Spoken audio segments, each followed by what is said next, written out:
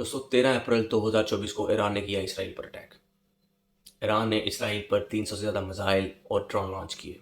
इस अटैक की क्या वजह बनी और इंटरनेशनली इस अटैक को कैसे देखा जा रहा है, इन सब बातों पे रोशनी डालते हुए इन चीज़ों को समझने की कोशिश करेंगे। सो मज़ीद वीडियो को डिले किए स्टार्ट करते हैं।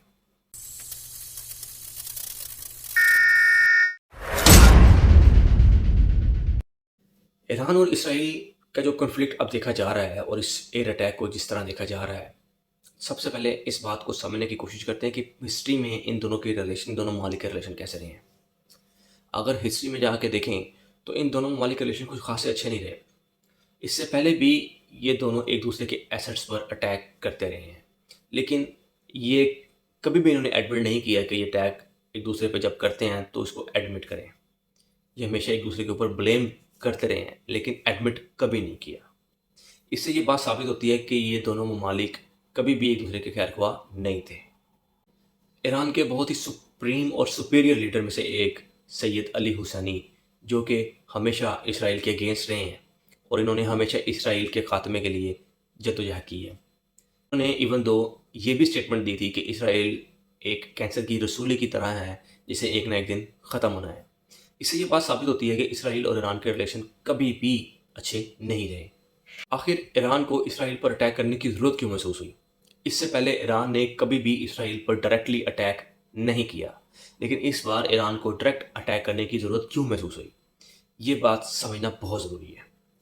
ईरान का कहना है कि इन्होंने इसराइल पर अटैक इसलिए किया है कि 1 अप्रैल 2024 को इस ईरान के एक कौंसलेट पर एयर अटैक हुआ, जिससे इनके 13 सिविलियन की जान गई।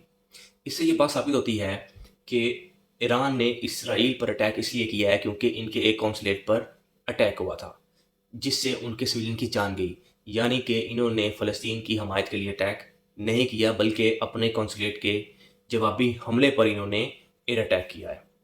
इसराइल का कहना है कि इन्होंने जो इनके कौंसलेट पे अटैक हुआ है ये इन्होंने नहीं किया। अब इसमें कितनी सच्चाई है कि इसराइल ये कह रहा है कि ये अटैक इन्होंने नहीं किया, इसके बारे में कुछ अभी तक हतमी फैसला किया नहीं जा सकता। इसराइल की मिलिट्री का कहना है कि 300 से ज़्यादा मिसाइल्स का अटैक किया गया था, जिनमें से 99% मिसाइल्स और ड्रोन्स हमने एयर अटैक में ही ख़त्म कर दिए थे। यानी कि कोई इतना जानी नुकसान नहीं देखने को मिला, क्योंकि इसराइल ने 99% जो मिसाइल्स थे उनको हवा में ही ख़त्म कर दिया था।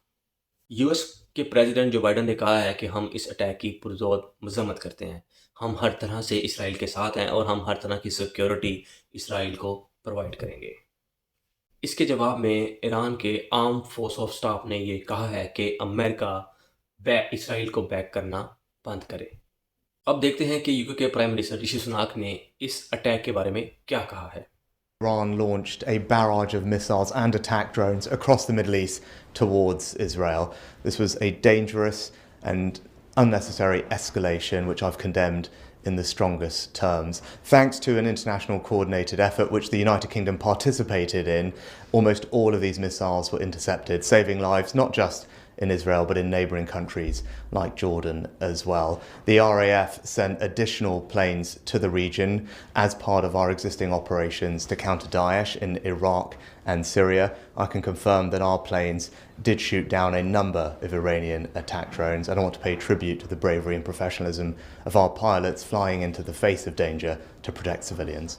ऋषि सुनाक की स्टेटमेंट से ये बात बिल्कुल ज़ाहिर होती है कि वो हमेशा से इसराइल की सपोर्ट में खड़े हैं।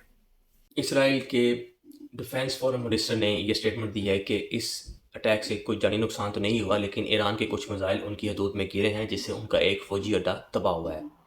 इसराइल की एम्बुलेंस सर्विस ने ये भी कहा है कि इससे कुछ जानी नुकसान तो नहीं हुआ, लेकिन एक 7 साल बच्ची जख्मी हुई है। इसराइल के डिफेंस फॉरेन मिनिस्टर ने ये भी स्टेटमेंट दी है कि अगर ईरान ने दोबारा कोई एयर अटैक किया तो हम ईरान के अंदर अटैक करेंगे। इसराइल के प्राइम मिनिस्टर ने स्टेटमेंट दी है कि हम ये जंग ज़रूर जीतेंगे।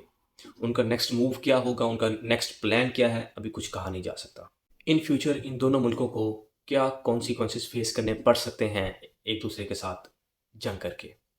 क्या इस जंग में एक आम आदमी को ही सफ़र करना पड़ेगा? क्या एक आम आदमी ही पिसेगा इस जंग में? एक आम सिविलियन ही पिसेगा इस जंग में? आपकी क्या राय है? इस जंग को कैसे रोका जा सकता है ताकि एक आम इंसान, एक आम आदमी सुकून से ज़िंदगी गुजार सके? کیا بہتر آپشن ہے؟ آپ کی کیا رائے ہے؟ آپ کمنٹ سیکشن میں ضرور بتائیے گا، اور اگر ویڈیو اچھی لگی ہو، انفارمیٹیو لگی ہو تو شیئر ضرور کریے گا۔ اپنا خیال رکھیے گا، اجازت دیں، اللہ حافظ۔